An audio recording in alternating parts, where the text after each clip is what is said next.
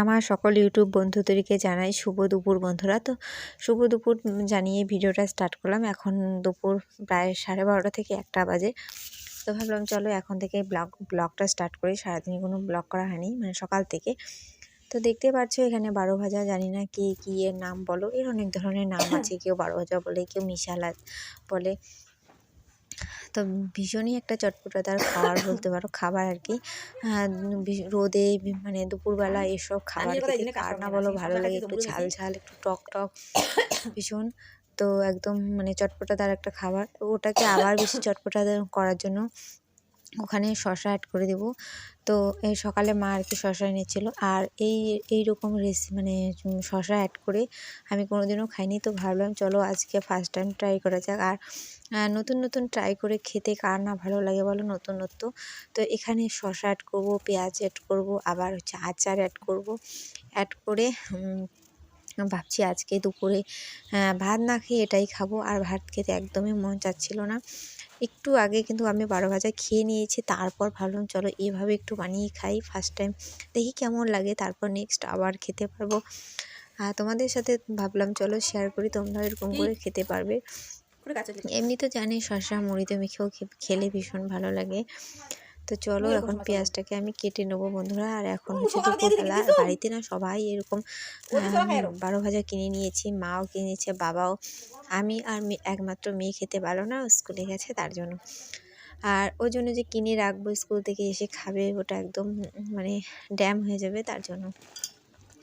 তো চলো এখন তো দেখো কাঁচা মানে পেঁয়াজ আর শসা কেটে নিলাম, এখন এটাকে মেখে নেব। তো আচার দেওয়াটা তোমাদের সাথে শেয়ার করতে পারিনি।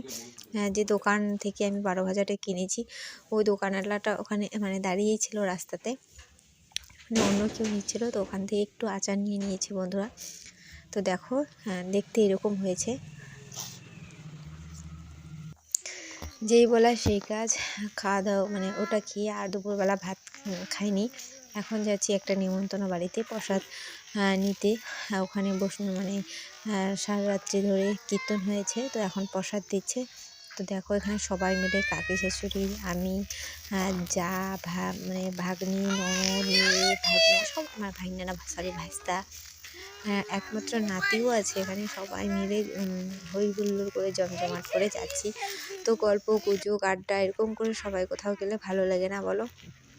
আর দেখো রাস্তার চারিপাশে কি করেছে, মাটি ফেলেছে, রাস্তাটা আমাদের ভালো হবে। কিন্তু একদিক দিয়ে সরকার ভালো কাজ করছে যে রাস্তাটাকে পাকা করে দিচ্ছে, একদিক দিয়ে না খুব খারাপ কাজ করেছে সরকার গরিব কৃষকদের সাথে। তো দেখতেই পাচ্ছ যে সাইডে ট্রেনের মতো খুঁড়ে দিয়েছে, ওখান থেকে মাটি খুঁড়ে রাস্তায় ফেলেছে বন্ধুরা। আর কৃষকরা কি করেছে, একদম রাস্তার কিনার থেকে আলু চাষ করেছিল, মানে আলু লাগিয়েছে। এই কথাটা আগেই বলার দরকার ছিল যে যাদের রাস্তার পাশে জমি আছে, যে এরকম করে এত মানে 2 হাত 3 হাত ছেড়ে তারপরে আলু লাগাবে বা যে কোনো চাষ করবে। যারা ভুট্টা করেছে, কেউ সর্ষে করেছে, কেউ আলু করেছে। তো ভীষণ মানে লস হয়েছে কৃষকদের। এটা সরকারের মানে বলবো একটা মানে খারাপ হয়েছে। একদিক দিয়ে রাস্তা হচ্ছে ভালো, আর একদিক দিয়ে আলু করতে যা টাকা লাগে বন্ধুরা একমাত্র কৃষকরাই জানে। এটা হয়তো সরকাররা বুঝবে না, সরকাররা শুধু ট্যাক্স আর ছাড়া কি বোঝে বলো। শুভ সকাল বন্ধুরা, কুচবিহার জেলায় চট্টগ্রামে তোমাদের অনেক অনেক ভালোবাসা জানিয়ে বন্ধুরা ভিডিওটা স্টার্ট করছি। এখন বাজে সকাল 11:05।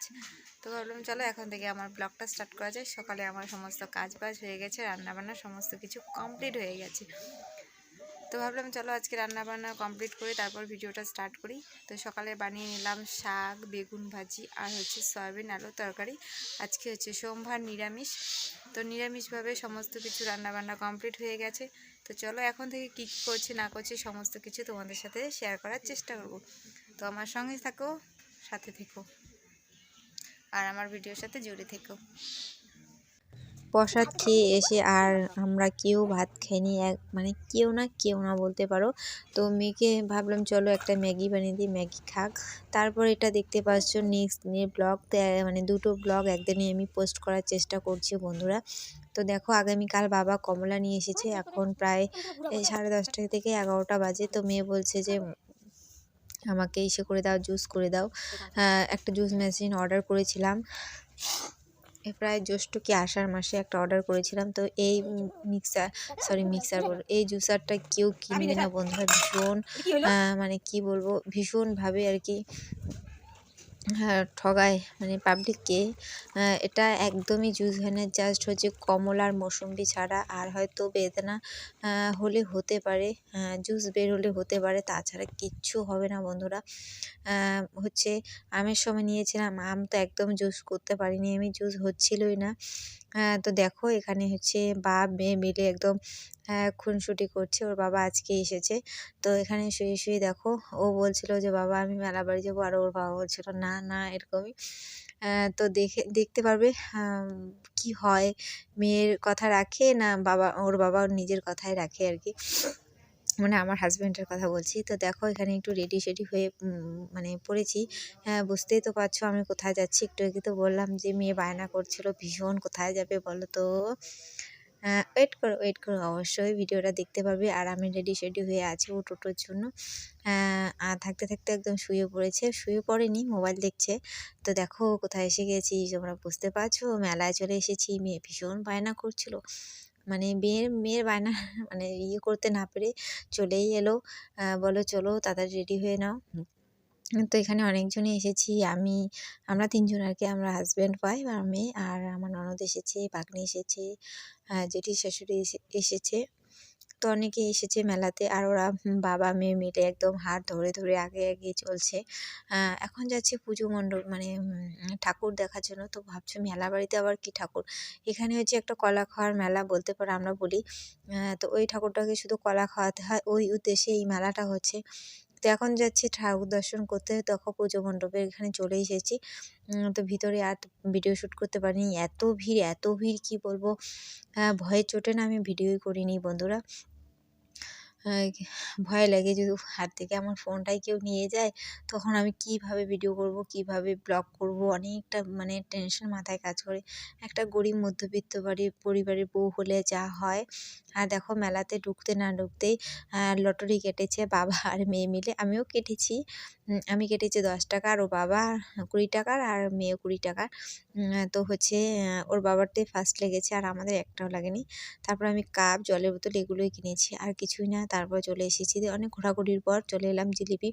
তো মেলাতে এসেছি জিলিপি নিব না, এটা কখনো হয় বলো। আর জিলিপি নিয়েছি, আর মেয়ের জন্য হচ্ছে একটা চশমা নিয়েছি, একটা বাবুল নিয়েছি। মেয়ে বাবুল ভোলাতে ভীষণ পছন্দ করে, তার জন্য। আর এখানে একটু সবাই দেখাদেখি করছে কি নেবে না নেবে।